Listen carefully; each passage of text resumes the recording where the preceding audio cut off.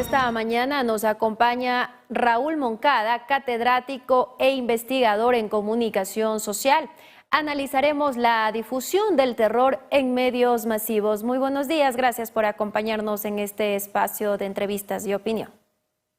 Buenos días, Anaís, y un abrazo gigante para toda la audiencia de Gama Visión. Gracias. La narrativa del terror, la difusión del terror por los medios de comunicación, ¿cuáles son las implicaciones en este contexto de violencia extrema que estamos enfrentando en el Ecuador? Primero, mi solidaridad con los trabajadores, periodistas de los equipos de Gama Visión y de los equipos de TC Televisión por los altercados de ayer. Y asimismo, mi solidaridad con las familias de los tanto policías como de las personas que se han asesinado en estos días. Sí, en este contexto de violencia generalizada hay una responsabilidad social de medios de comunicación y periodistas. La responsabilidad social es de que hay que generar sensaciones, porque eso hacen los medios de comunicación, la posibilidad de generar sensaciones de paz, sensaciones de tranquilidad y de certeza, porque la violencia que se mide no puede estar correlacionado con el relato de la violencia, y ese relato de la violencia es de una responsabilidad social de los medios masivos. Por lo tanto, hay que prepararse. Hay estrategias comunicacionales que tanto los medios como los periodistas tienen que aplicar. Y esas estrategias tienen que estar orientadas a generar certeza, paz, tranquilidad, esperanza, y no todo lo contrario, porque los contenidos de violencia nos generan al revés incertidumbre, nos generan miedo, sensaciones de inseguridad muy altas. Eso es lo que hay que evitar. Debemos prepararnos para la paz, para la responsabilidad social de la paz, y no generar un estado en el cual la violencia sea, ¿no es cierto?, deseable socialmente. Al revés, lo que debe ser socialmente deseable es la paz, la armonía, la convivencia pacífica.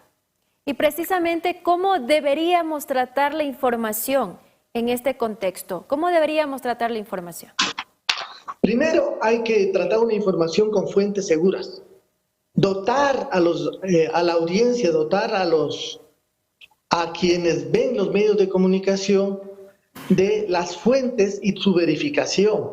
Lograr de que haya fuentes seguras y confiables. Eso es lo que debemos intentar.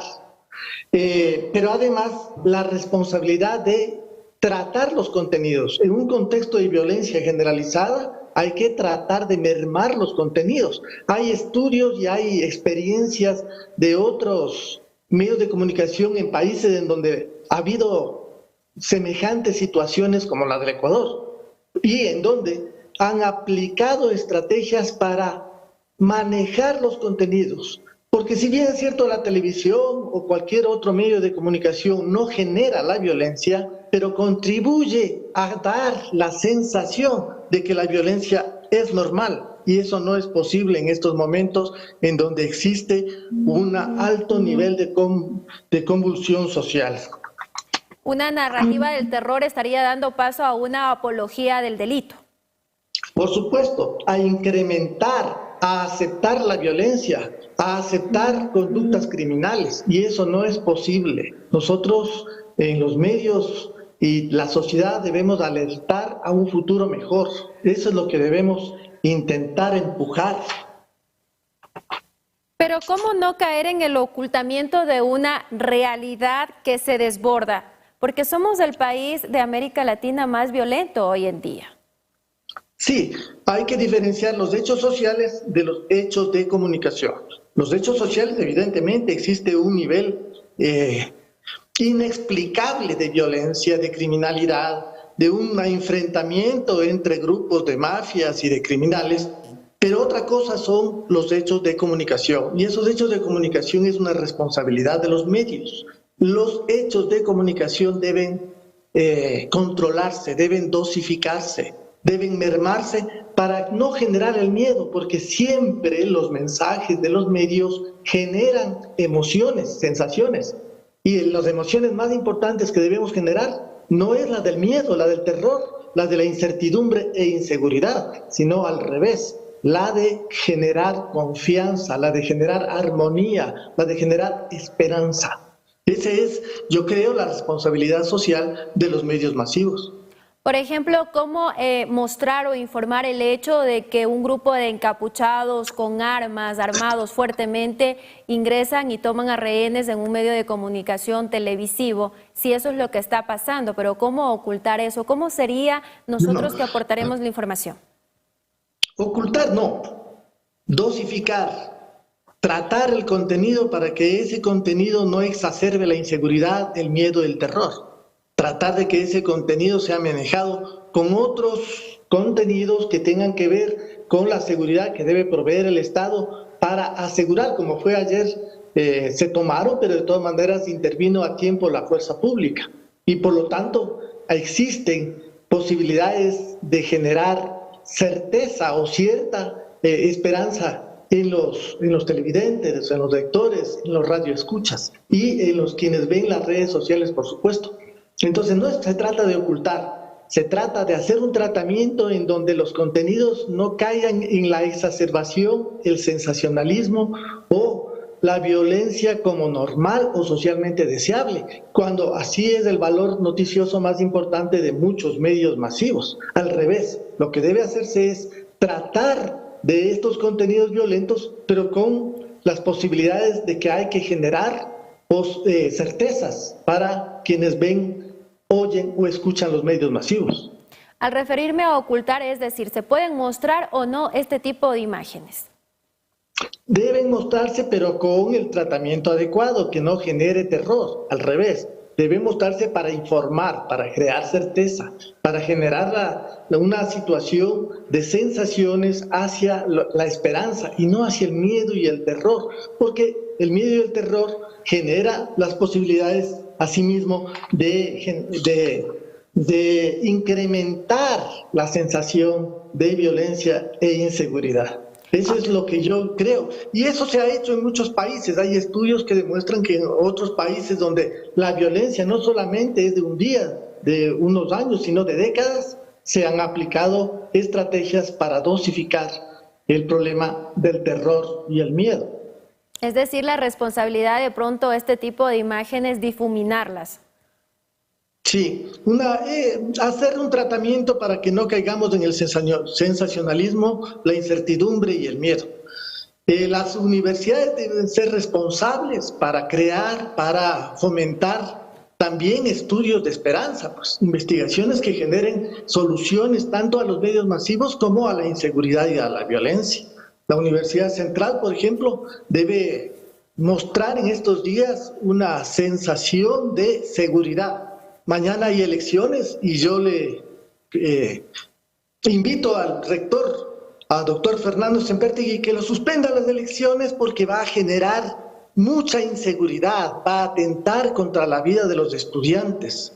Además que debe suspender porque las irregularidades de las elecciones de la Universidad Central son muy grandes. Hay 4 candidaturas que hemos interpuesto recursos legales, constitucionales, etcétera, porque se han manejado arbitrariamente y parcializadamente las elecciones de la Universidad Central. Entonces, ese evento de mañana debe suspenderse, el evento de las elecciones de mañana, 11 de enero.